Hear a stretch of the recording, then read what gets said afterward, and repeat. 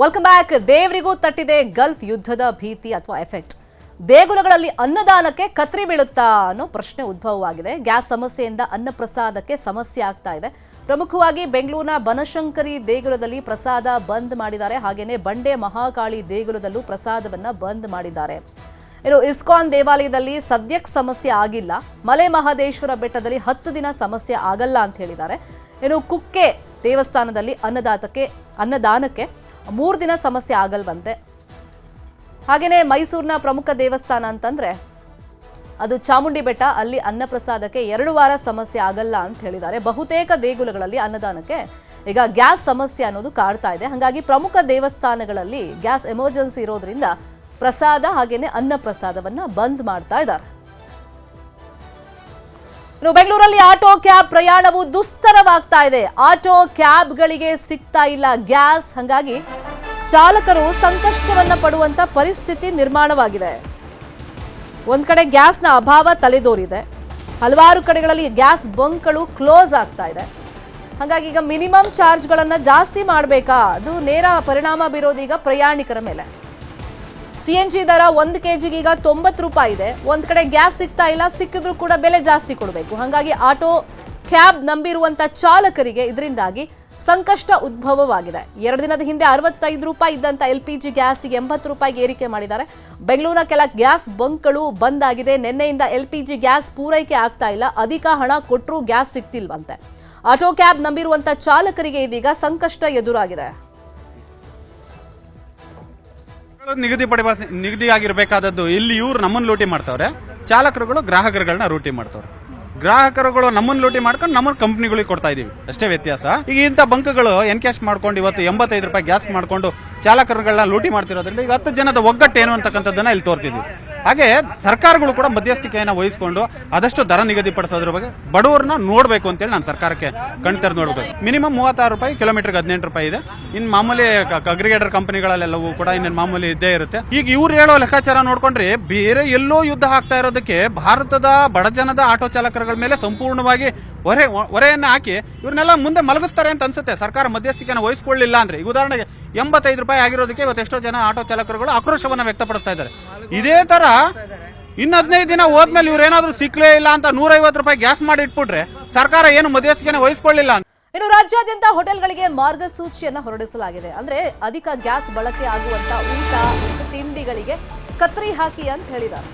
Rice ಬಾತ್ಗಳಿಗೆ ಮಾತ್ರ ಹೋಟೆಲ್ಗಳಲ್ಲಿ ಆದ್ಯತೆಯನ್ನ ನೀಡಲಾಗ್ತಾ ಇದೆ. ಇನ್ನು ಬೆಂಗಳೂರಲ್ಲಿ 30% ಹೋಟೆಲ್ಸ್ಗಳು ಬಂದ್ ಆಗಿವೆ. ಕೇವಲ ಬೆಂಗಳೂರಿಗೆ ಮಾತ್ರ ಅಲ್ಲ ಈ ಗ್ಯಾಸ್ ಬಿಸಿ ತಟ್ಟಿರೋದು, ಗ್ಯಾಸ್ನ ಅಭಾವ ಆಗ್ತಿರೋದು. ಮೈಸೂರು, ಬೆಳಗಾವಿ, ಮಂಗಳೂರಲ್ಲೂ ಅಷ್ಟೇ ಭಾರೀ ಸಮಸ್ಯೆ ಆಗ್ತಾ ಇದೆ. ಬೆಂಗಳೂರಲ್ಲಿ 30% ಹೋಟೆಲ್ಸ್ಗಳು ಬಂದ್ ಆಗಿದೆ. ಇನ್ನು ಕೆಲವು ಹೋಟೆಲ್ಗಳಲ್ಲಿ ಇನ್ನೊಂದು 2 ದಿನ ಮ್ಯಾನೇಜ್ ಮಾಡ್ಬೋದು, ಅಷ್ಟು ನಮ್ಮ ಹತ್ರ ಗ್ಯಾಸ್ ಸ್ಟಾಕ್ ಇದೆ ಅಂತ ಹೇಳ್ತಾ ಇದ್ದಾರೆ. ಇನ್ನು ಕೆಲವು ಕಡೆ ಇವತ್ತೇ ಲಾಸ್ಟ್, ಇನ್ನು ನಾವು ಮುಂದೆ ಏನು ಮಾಡಬೇಕು ಗೊತ್ತಾಗ್ತಿಲ್ಲ ಅಂತ ಹೇಳ್ತಾ ಇದ್ದಾರೆ. ಪ್ರಮುಖವಾಗಿ ಮೆಜೆಸ್ಟಿಕ್ನ ಶ್ರೀಕೃಷ್ಣ ವೈಭವ್, ಉಡುಪಿ ಆತಿಥ್ಯ ಕ್ಲೋಸ್ ಆಗಿದೆ. ಬೆಂಗಳೂರಲ್ಲಿ ಹೋಟೆಲ್ ಮಾಲೀಕರಿಂದ ಪ್ರತಿಭಟನೆಯನ್ನ ಮಾಡಲಾಗ್ತಾ ಇದೆ.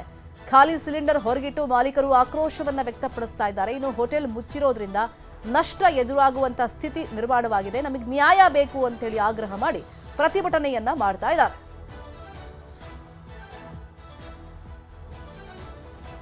ಭಾರತದಲ್ಲಿ ಗ್ಯಾಸ್ ಎಮರ್ಜೆನ್ಸಿ ಉದ್ಭವವಾಗಿದೆ. ಇನ್ನು ಬೆಂಗಳೂರಲ್ಲಿ ನಾವು ನೋಡ್ತಾ ಇದ್ದೀವಿ 30% ಹೋಟೆಲ್ಗಳು ಕ್ಲೋಸ್ ಆಗಿದೆ.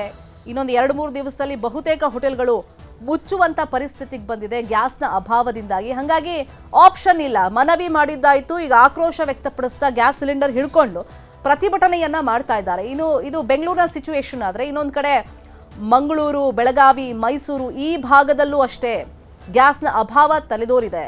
ಇನ್ನೊಂದು ಕಡೆ ನಾವು ಹೋಟೆಲ್ ಬಂದ್ ಮಾಡಿದ್ರೆ ನಮ್ಗೆ ನಷ್ಟ ಆಗುತ್ತೆ, ಇದನ್ನ ಯಾರು ಭರಿಸ್ತಾರೆ ಅಂತ ಹೇಳಿ ಪ್ರಶ್ನೆಯನ್ನ ಹೋಟೆಲ್ ಮಾಲೀಕರು ಮಾಡ್ತಾ ಇದ್ದಾರೆ. ಇನ್ನೊಂದು ಕಡೆ ಹೊಸ ಮಾರ್ಗಸೂಚಿ ಈಗ ಅವ್ರಿಗೆ ಕೊಡಲಾಗಿದೆ. ಹೆಚ್ಚು ಗ್ಯಾಸ್ ಬಳಕೆ ಮಾಡಿಕೊಂಡು ಪೂರಿ ಇರ್ಬೋದು, ವಡೆ ಇರ್ಬೋದು ಅಥವಾ ದೋಸೆ ಇರ್ಬೋದು, ಅದನ್ನೆಲ್ಲ ಕಟ್ ಆಫ್ ಮಾಡಿ ರೈಸ್ ಬಾತ್ ಮತ್ತೆ ಅನ್ನ ಸಾಂಬಾರ್, ಅಂದ್ರೆ ಈಗ ಹೊಟ್ಟೆ ತುಂಬಕ್ಕೆ ಏನು ಅಗತ್ಯತೆ ಇದೆ ಅಷ್ಟು ಮಾತ್ರ ಮಾಡಿ ಅಂತ ಹೇಳಿ ಮಾರ್ಗಸೂಚಿಯಲ್ಲಿ ತಿಳಿಸಲಾಗಿದೆ. ರಾಜ್ಯಾದ್ಯಂತ ಹೋಟೆಲ್ಗಳಿಗೆ ಈ ಮಾರ್ಗಸೂಚಿ ಅಪ್ಲೈ ಆಗುತ್ತೆ ಅಂತ ಹೇಳಿ ಅದನ್ನ ಬಿಡುಗಡೆ ಮಾಡಿದ್ದಾರೆ. ಇನ್ನು ಎಷ್ಟು ದಿನ ಯುದ್ಧ ಮುಂದುವರಿಯುತ್ತೆ ಅಂತ ಹೇಳಕ್ಕಾಗಲ್ಲ. ಮಾತುಕತೆ ಅಂತೂ ನಡೀತಿದೆ, ಯುದ್ಧನೂ ಕಂಟಿನ್ಯೂ ಆಗ್ತಾ ಇದೆ. ಆದರೆ ಈಗ ಆಲ್ರೆಡಿ LPG ಸಿಲಿಂಡರ್ ಅಭಾವ ತಲೆದೋರಿರೋದ್ರಿಂದ ಹೋಟೆಲ್ಗಳು ಒಂದೊಂದಾಗಿ ಕ್ಲೋಸ್ ಆಗ್ತಾ ಹೋಗ್ತಾ ಇದೆ.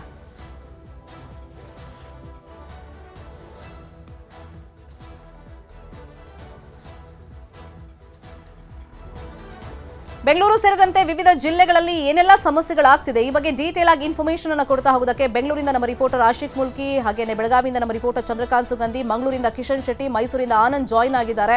ಫಸ್ಟ್ ಬೆಂಗಳೂರು ಭಾಗದಲ್ಲಿ ತಿಳ್ಕೊಂಬೋಣ. ಆಶಿಕ್, ದಿನ ಕಳೆದಂತೆ LPG ಅಭಾವ ಜಾಸ್ತಿ ಆಗ್ತಿರೋದ್ರಿಂದ, ಕಮರ್ಷಿಯಲ್ ಗ್ಯಾಸ್ ಸಿಲಿಂಡರ್ ಅಭಾವ ಜಾಸ್ತಿ ಆಗ್ತಿರೋದ್ರಿಂದ ಇವತ್ತು ಬೆಂಗಳೂರಲ್ಲಿ ಸಿಚುವೇಶನ್ ಹೆಂಗ್ ಕಾಣಿಸ್ತಾ ಇದೆ? ಶರ್ಮಿತಾ, ಬೆಂಗಳೂರಿನಲ್ಲಿ ಕ್ಷಣದಿಂದ ಕ್ಷಣಕ್ಕೆ ದಿನದಿಂದ ದಿನಕ್ಕೆ ಪರಿಸ್ಥಿತಿ ಕೈಮೀರಿ ಹೋಗ್ತಾ ಇರುವಂಥದ್ದು. ನಿನ್ನೆ ಇಷ್ಟು ದಿನ ಉಳಿದಂಥ ಸ್ಟಾಕ್ನಲ್ಲಿ ಅಂದರೆ ಗ್ಯಾಸ್ ಸಿಲಿಂಡರ್ನ ಬಳಸಿಕೊಂಡು ವ್ಯಾಪಾರ ವಹಿವಾಟುಗಳನ್ನು ಹೋಟೆಲ್ಗಳು ಮಾಡಿಕೊಂಡಿದ್ವು. ಇವತ್ತು ಮಧ್ಯಾಹ್ನದಷ್ಟೊತ್ತಿಗೆ ಬಹುಶಃ ಬೆಂಗಳೂರಿನ 25-30% ಹೋಟೆಲ್ ಬಳಿ ಇದ್ದಂಥ ಸ್ಟಾಕ್ ಸಂಪೂರ್ಣವಾಗಿ ಖಾಲಿಯಾಗಿರುವಂಥದ್ದು. ಹಿನ್ನೆಲೆಯಲ್ಲಿ ಗಾಂಧಿನಗರ, ಮೆಜೆಸ್ಟಿಕ್ ಸುತ್ತಮುತ್ತಲ ಈಗಾಗಲೇ ಸಾಕಷ್ಟು ಹೋಟೆಲ್ಗಳು ಬಂದಾಗಿರುವಂಥದ್ದು. ಆ ರಸ್ಪಾಕ ಅನ್ನುವಂಥ ಒಂದು ಹೋಟೆಲ್ ಮಾಲೀಕರು ಇದೀಗ ತನ್ನ ಅಸಮಾಧಾನವನ್ನು ಕೂಡ ಹೊರಹಾಕ್ತಾ ಇರುವಂಥದ್ದು. ತನ್ನ ಹೋಟೆಲ್ ಮುಂಭಾಗದಲ್ಲೇ ಸಿಲಿಂಡರ್ಗಳನ್ನು ಇಟ್ಕೊಂಡು ಪ್ರತಿಭಟನೆಯನ್ನ, ತಮ್ಮ ಆಕ್ರೋಶವನ್ನ ರಿಜಿಸ್ಟರ್ ಮಾಡುವಂಥ ಕೆಲಸವನ್ನು ಕೂಡ ಮಾಡ್ತಾ ಇದ್ದಾರೆ. ಜೊತೆಗೆ ಕೇವಲ ಹೋಟೆಲ್ಗಳಿಗೆ ಮಾತ್ರ ಅಲ್ಲ, ಆಟೋ ಕ್ಯಾಬ್ಗಳಿಗೂ ಕೂಡ ಇದರ ಬಿಸಿಯ ಈಗಾಗಲೇ ತಟ್ಟಿರುವಂಥದ್ದು. ಬೆಂಗಳೂರಿನ ಸುಮಾರು LPG ಆಟೋ ಗ್ಯಾಸ್ ಬಂಕ್ಗಳೇನಿದಾವೆ ಈಗಾಗಲೇ ಔಟ್ ಆಫ್ ಸ್ಟಾಕ್ ಅನ್ನುವಂಥ ಬೋರ್ಡ್ಗಳನ್ನು ನೇತಾಕಿರುವಂಥದ್ದು. ಬೆಳಿಗ್ಗೆಯಿಂದನೂ ಕೂಡ LPG ಗ್ಯಾಸ್ ಬಂಕ್ಗಳ ಮುಂದೆ ಆಟೋಗಳಿರ್ಬೋದು, ಕ್ಯಾಬ್ಗಳಿರ್ಬೋದು, ಸರತಿ ಸಾಲಿನಲ್ಲಿ ನಿಂತಿರುವಂಥದ್ದು. ಕನಿಷ್ಠ ಪಕ್ಷ 1-2 kg ಅಥವಾ 2 ಲೀಟರ್ ಆದರೂ ಗ್ಯಾಸ್ ಸಿಕ್ಕರೆ ತಮ್ಮ ಕೆಲಸ ಕಾರ್ಯಗಳನ್ನು, ಟ್ರಿಪ್ಗಳನ್ನು ಮಾಡ್ಕೋಬಹುದು ಅನ್ನುವಂಥ ಒಂದು ದೃಷ್ಟಿಯಲ್ಲಿ ಬೆಳಿಗ್ಗೆಯಿಂದನೂ ಕೂಡ ಸಾಲುಗಟ್ಟಿ ನಿಂತಿರುವಂಥದ್ದು.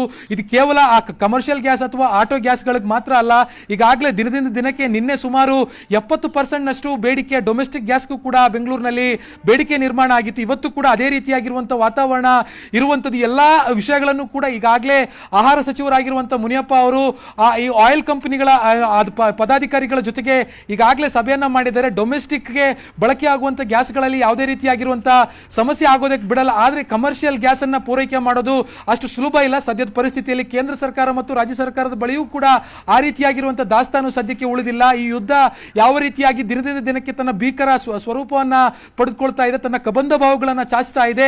ಇದರಿಂದಾಗಿ ಸಾಕಷ್ಟು ಸಮಸ್ಯೆ ಬೆಂಗಳೂರಿನಲ್ಲಿ ಕೂಡ ಉದ್ಭವ ಆಗ್ತಾ ಇರುವಂತದ್ದು.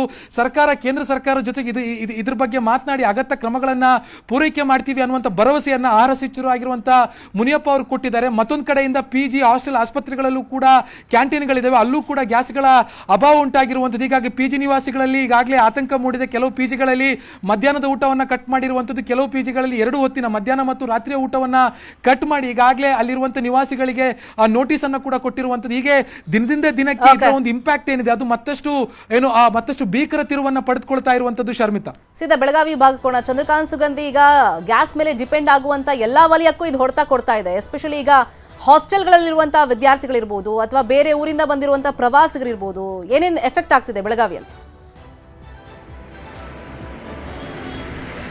ಶರ್ಮಿತಾ ಶೆಟ್ಟಿ, ಈ ಒಂದು ಗ್ಯಾಸ್ ಎಫೆಕ್ಟ್ ಈಗ ಬೆಳಗಾವಿಗೆ ಕೂಡ ತಡ್ತಾ ಇದೆ. ಬೆಳಗಾವಿ ಅನೇಕ ಕ್ಯಾಂಟೀನ್ಗಳು ಈಗ ಬಂದ್ ಆಗುವ ಹಂತಕ್ಕೆ ಬಂದು ನಿಂತಿರ್ತಕ್ಕಂಥದ್ದು. ಯಾಕಂದ್ರೆ ಕಮರ್ಷಿಯಲ್ ಗ್ಯಾಸ್ ಏನಿದೆ ಅದು ದಿನದಿಂದ ದಿನಕ್ಕೆ ಅದರ ಪರಿಸ್ಥಿತಿ ಏನು ಬಿಗಡಾಯಿಸ್ತಾ ಇದೆ.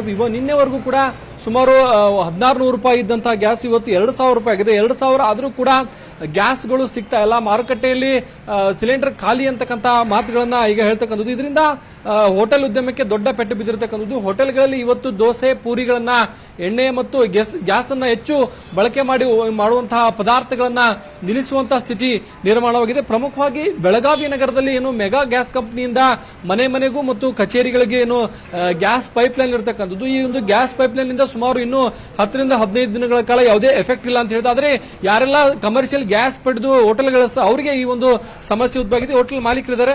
ಸರ್, ಏನ್ ಸಮಸ್ಯೆ ಆಗ್ತಿದೆ ಸದ್ಯಕ್ಕೆ? ಈಗ ಗ್ಯಾಸ್ ಸಪ್ಲೈ ನಮ್ಮ ಹತ್ರ ಇಲ್ಲ, ಸ್ವಲ್ಪ ಕಡಿಮೆ ಆಗಿದೆ.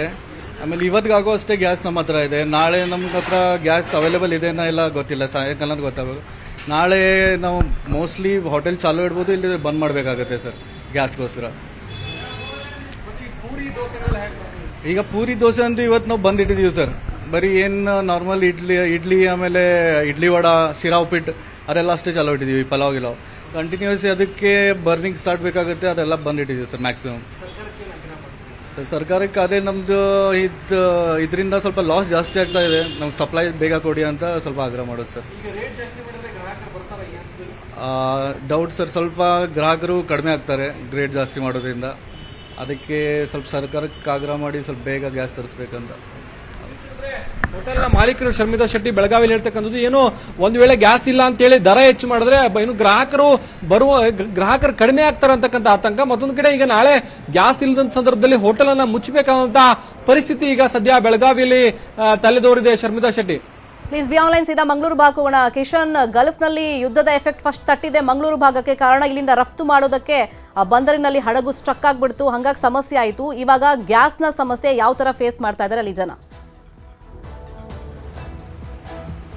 ಶರ್ಮಿತಾ, ಮಂಗಳೂರಲ್ಲಿ ಕೂಡ ಸಾಕಷ್ಟು ಸಮಸ್ಯೆಗಳಾಗ್ತಾ ಇದೆ. ಪ್ರವಾಸೋದ್ಯಮ ಅಂತ ಹೇಳಿದ್ರೆ ಮಂಗಳೂರಲ್ಲಿ ಅತಿ ಹೆಚ್ಚಾಗಿ ಹೋಟೆಲ್ ಉದ್ಯಮವನ್ನ ಬಹುತೇಕ ಜನರು ನಂಬ್ಕೊಂಡಿರ್ತಾರೆ. ಆದ್ರೆ ಈಗ ಗ್ಯಾಸ್ ಟ್ರಬಲ್ ಇಂದ ಇಲ್ಲಿನ ಹೋಟೆಲ್ ಉದ್ಯಮ ಕೂಡ ಸಾಕಷ್ಟು ದೊಡ್ಡ ಹೊಡೆತ ಬಿದ್ದಿರುವಂತದ್ದು. ನಾವೀಗ ಮಂಗಳೂರಿನ ಮಲ್ಲಿಕಟ್ಟಲ್ಲಿರುವಂತಹ ದುರ್ಗಾ ವೈಭವ್ ಹೋಟೆಲ್ ಅಲ್ಲಿ ಇದ್ದೇವೆ. ಸಾಕಷ್ಟು ಸಂಖ್ಯೆಯಲ್ಲಿ ಇಲ್ಲಿ ಪ್ರತಿನಿತ್ಯ ಕೂಡ ಗ್ರಾಹಕರು ಇರ್ತಾರೆ. ಆದ್ರೆ ಗ್ಯಾಸ್ನ ಸಮಸ್ಯೆಯಿಂದಾಗಿ ದೊಡ್ಡ ಮಟ್ಟಿನ ಹೊಡೆತೆಯನ್ನ ಇಲ್ಲಿ ಹೋಟೆಲ್ ಉದ್ಯಮ ಅನುಭವಿಸ್ತಾ ಇದೆ. ಯಾಕಂದ್ರೆ ಈಗಾಗಲೇ 90% ಹೋಟೆಲ್ಗಳು ಎಲ್ಲವೂ ಕೂಡ ಗ್ಯಾಸ್ ಅನ್ನ ಅವಲಂಬಿಸಿ ಈ ಉದ್ಯಮವನ್ನ ಮಾಡ್ತಾ ಇರೋ ಕಾರಣಕ್ಕಾಗಿ ದೊಡ್ಡ ಮಟ್ಟಿನ ಹೊಡೆತ ಕೂಡ ಇಲ್ಲಿ ಆಗ್ತಾ ಇರುವಂತದ್ದು.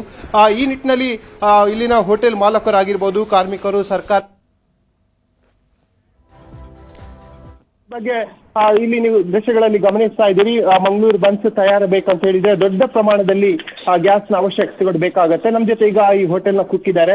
ಈಗ ಗ್ಯಾಸ್ ಇಲ್ಲದೆ ಯಾವ ರೀತಿಯಾಗಿ ಸಮಸ್ಯೆಗಳಾಗ್ತಾ ಇದೆ? ನಮ್ಗೆ ತುಂಬ ಸಮಸ್ಯೆಗಳಾಗ್ತಾ ಉಂಟು. ಯಾಕಂತಂದ್ರೆ ಯಾವುದೋ ಒಂದು ಐಟಮ್ ಮಾಡ್ಲಿಕ್ಕೆ ಆಗ್ತಾ ಇಲ್ಲ. ನಮ್ಗೆ ಆಲ್ಮೋಸ್ಟ್ ಒಂದು ಗ್ಯಾಸ್ ಅಂದ್ರೆ ನಮ್ಗೆ ದಿನಕ್ಕೆ ಒಂದು 5 ಅಂಡೆ ಬೇಕಾಗತ್ತೆ. ತುಂಬಾ ಸಮಸ್ಯೆ ಆಗ್ತಾ ಉಂಟು. 5 ಅಂಡೆ ಅಂದ್ರೆ 90% ನಮಗೆ ಗ್ಯಾಸಲ್ಲಿ ಐಟಮ್ ಮಾಡೋದೆಲ್ಲ ಜಾಸ್ತಿ ಆಗುತ್ತೆ. ಸೊ ಇದಕ್ಕೊಂದು ನಮ್ಗೆ ಪರಿಹಾರ ಬೇಕು, ಸರ್ಕಾರದಿಂದ ಒಂದು ಪರಿಹಾರ ಮಾಡ್ಕೊಳ್ಬೇಕು ಅಷ್ಟೇ. ತಿಂಡಿಗಳಿಗೆ ಅತಿ ಹೆಚ್ಚು ಗ್ಯಾಸ್ ಬೇಕಾಗುತ್ತೆ. ನಮಗೆ ಊಟದ ಐಟಮ್ ಮಾಡಲಿಕ್ಕೆ ಅತಿ ಹೆಚ್ಚು ಗ್ಯಾಸ್ ಬೇಕಾಗುತ್ತೆ. ಯಾಕಂದರೆ ನಾವು ರೈಸ್ ಮಾಡೋದು ಸಹ ಗ್ಯಾಸಲ್ಲಿ, ಅದಕ್ಕೋಸ್ಕರ 5 ಅಂಡೆ ದಿವಸಕ್ಕೆ ಹೋಗ್ತಾ ಉಂಟು. ಇದಕ್ಕೊಂದು ಪರಿಹಾರ ಮಾಡ್ಕೊಳ್ಬೇಕು, ಇಲ್ಲಂತಂದ್ರೆ ತುಂಬ ಸಮಸ್ಯೆಗಳಾಗ್ತಾ ಉಂಟು. ಇಂತಹ ಬಹುತೇಕ ಹೋಟೆಲ್ಗಳಲ್ಲಿ ಇದೇ ರೀತಿಯ ಸಮಸ್ಯೆಗಳಿರುವಂತದ್ದು. ಮಂಗಳೂರಲ್ಲಿ ಅತಿ ಹೆಚ್ಚಾಗಿ ಗ್ಯಾಸ್ ಅನ್ನ ಪ್ರಿಸರ್ವ್ ಮಾಡುವಂತಹ ಕಂಪನಿಗಳಿದೆ. ಆದ್ರೆ ಗ್ಯಾಸ್ ಅನ್ನ ಇಲ್ಲಿಂದ ಬೇರೆ ಕಡೆ ತೆಗೆದುಕೊಂಡು ಹೋಗ್ತಾರೆ. ಆದ್ರೂ ಕೂಡ ಇಲ್ಲಿನ ಗ್ಯಾಸ್ ಅಭಾವ ಬಹಳಷ್ಟು ತೀವ್ರಗತಿಯಲ್ಲಿ ಕಾಡ್ತಾ ಇರುವಂತದ್ದು. ಸೀದಾ ಮೈಸೂರು ಭಾಗಗೋಣ. Please be online. ಕಿಶನ್, ಮೈಸೂರಲ್ಲಿ ಆನಂದ್, ಪ್ರವಾಸೋದ್ಯಮಕ್ಕೆ ಯಾವ ತರ ಹೊಡೆತ ಬೀಳ್ತಾ ಇದೆ, ಮತ್ತೆ ಪ್ರಯಾಣಿಕರಿಗೆ, ಯಾಕಂದ್ರೆ ಆಟೋ ಅಥವಾ ಕ್ಯಾಬ್ ಮೇಲೆ ಡಿಪೆಂಡ್ ಆಗಿರ್ತಾರೆ ಅಲ್ಲಿ ಬಂದವರು, ಸೊ ಯಾವ ತರ ಎಫೆಕ್ಟ್ ಆಗ್ತಾ ಇದೆ? ಶರ್ಮಿತಾ, ಮೈಸೂರಿನಲ್ಲೂ ಕೂಡ ಏನು ಇರಾನ್ ಇಸ್ರೇಲ್ ಯುದ್ಧದ ಒಂದು ಪರಿಣಾಮ ನೇರವಾಗಿ ಉಂಟಾಗಿರುವಂಥದ್ದು. ಮೈಸೂರಿನಲ್ಲೂ ಕೂಡ ಅನೇಕ ಕಡೆ ಗ್ಯಾಸ್ ಟ್ರಬಲ್ ಉಂಟಾಗಿರುವಂಥದ್ದು. ಬಹುತೇಕ ಹೋಟೆಲ್, ರೆಸ್ಟೋರೆಂಟ್ಗಳಿರ್ಬೋದು, ಟೀ ಅಂಗಡಿಗಳಿರ್ಬೋದು. ಟೀ ಅಂಗಡಿಗಳು ಈಗಾಗಲೇ ಏನು ಎಲೆಕ್ಟ್ರಿಕ್ ಸ್ಟವ್ಗಳನ್ನ ಮೊರೆ ಹೋಗಿದ್ರೆ, ಇನ್ನು ಹೋಟೆಲ್ಗಳು ಯಾವೆಲ್ಲ ಹೋಟೆಲ್ಗಳಲ್ಲಿ ಸೌದೆ ಒಲೆ ಇದೆ ಅವಷ್ಟೇ ಸರ್ವೈವ್ ಆಗಲಿಕ್ಕೆ ಸಾಧ್ಯ ಅನ್ನುವಂಥ ಮಾತುಗಳನ್ನ ಮಾಲೀಕರು ಆಡ್ತಾ ಇರುವಂಥದ್ದು. ನಾನೀಗ ಮೈಸೂರಿನ ಸರಸ್ವತಿಪುರಂ ಇಲ್ಲಿರುವಂತಹ ಅಮ್ಮನ ಕೈ ರುಚಿ ಹೋಟೆಲಿನ ದೃಶ್ಯದಲ್ಲಿ ಗಮನಿಸ್ತಾ ಇರ್ಬೋದು. ಸದ್ಯ ಮಧ್ಯಾಹ್ನದ ವೇಳೆಗೆ ಈ ಹೋಟೆಲ್ ಈಗ ಕ್ಲೋಸ್ ಆಗಿರುವಂಥದ್ದು. ಇದಕ್ಕೆ ಕಾರಣ ಅಂತ ಹೇಳಿದ್ರೆ ಗ್ಯಾಸ್ ಸಿಗ್ತಾ ಇಲ್ಲ ಅನ್ನುವಂಥದ್ದು.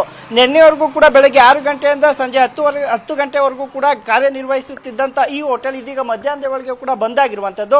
ಬೆಳಗ್ಗೆಯಿಂದಲೇ ಗ್ಯಾಸ್ ಬುಕ್ಕಿಂಗ್ ಸಿಗ್ತಾ ಇಲ್ಲ ಅಂತೇಳಿ ಇಲ್ಲಿನ ಮಾಲೀಕರು ಹೇಳಿರುವಂಥದ್ದು. ಅಲ್ಲದೆ ಏನು ಈಗಾಗಿಯೇ ಪ್ರತಿನಿತ್ಯವೂ ಸಾವಿರಾರು ಸಂಖ್ಯೆಯಲ್ಲಿ ಬಂದು ಇಲ್ಲಿ ಹೋಟೆಲ್ನಲ್ಲಿ ಊಟ ಉಪಚಾರವನ್ನು ಮಾಡ್ತಿದ್ದಂತಹ ಪ್ರಯಾಣಿಕರು ಇರ್ಬೋದು, ಆಟೋ ಚಾಲಕರು ಇರ್ಬೋದು, ಪ್ರವಾಸಿಗರು ಇರ್ಬೋದು, ಎಲ್ರಿಗೂ ಕೂಡ ಸಮಸ್ಯೆ ಎದುರಾಗಿರುವಂಥದ್ದು. ಆ ಹಿನ್ನೆಲೆಯಲ್ಲಿ ಮಧ್ಯಾಹ್ನದ ವೇಳೆಗೆ ಈಗ ಹೋಟೆಲ್ ಕ್ಲೋಸ್ ಮಾಡಿರುವಂಥದ್ದು. ಅಲ್ಲದೆ ಹೋಟೆಲ್ಗೆ ಬಂದಿದ್ದಂಥ ಸಿಬ್ಬಂದಿಗಳು ಸಹ ಎಲ್ಲವನ್ನು ಕ್ಲೀನ್ ಮಾಡಿ ಇದೀಗ ಕುಳಿತಿರುವಂಥದ್ದು. ಅಲ್ಲದೆ ಯಾಕೆ ಈ ರೀತಿ ಸಮಸ್ಯೆ ಆಗ್ತಿದೆ ಅಂತಂದ್ರೆ ಗ್ಯಾಸ್ ಸಿಗ್ತಾ ಇಲ್ಲ, ಬುಕಿಂಗ್ ಮಾಡ್ಲಿಕ್ಕೆ ಹೋದ್ರೆ ಸಾಕಷ್ಟು ಸಮಸ್ಯೆಗಳಾಗ್ತಾ ಇದೆ ಅಂತ ಅವರು ಹೇಳ್ತಾ ಇರುವಂಥದ್ದು. ಆ ಹಿನ್ನೆಲೆಯಲ್ಲಿ ಏನು ಗ್ಯಾಸ್ ಟ್ರಬಲ್ ಮೈಸೂರಿನಲ್ಲೂ ಆಗ್ತಾ ಇದೆ. ಅಲ್ಲದೆ ಹೋಟೆಲ್ಗಳು ಬಹುತೇಕವಾಗಿ ಒಂದೊಂದಾಗಿ ಮುಚ್ಚುವಂತಹ ಸ್ಥಿತಿಗೆ ತಲುಪ್ತಾ ಇದೆ. ಆ ಹಿನ್ನೆಲೆಯಲ್ಲಿ ಇದಕ್ಕೆ ಪರ್ಯಾಯವಾಗಿ ನಮ್ಗೆ ಏನಾದರೂ ವ್ಯವಸ್ಥೆಯನ್ನ ಮಾಡಿಕೊಡ್ಬೇಕು ಅಂತ ಹೇಳಿ ಸರ್ಕಾರಕ್ಕೆ ಆಗ್ರಹವನ್ನು ಸಹ ಮಾಡ್ತಾ ಇರುವಂಥದ್ದು. ಶರ್ಮಿತಾ, ಫೈನ್, ಇದರ ಎಫೆಕ್ಟ್ ಯಾವ ತರ ಆಗುತ್ತೆ ಫಾಲೋ ಅಪ್ ಮಾಡ್ತಾ ಹೋಗೋಣ. Thank you so much Anand, thank you so much Kishan, thank you Chandrakant Sugandhi, thank you Ashiq ಈ ಕ್ಷಣದ ಅಪ್ಡೇಟ್ ಅನ್ನು ಕೊಟ್ಟಿದ್ದಕ್ಕೆ.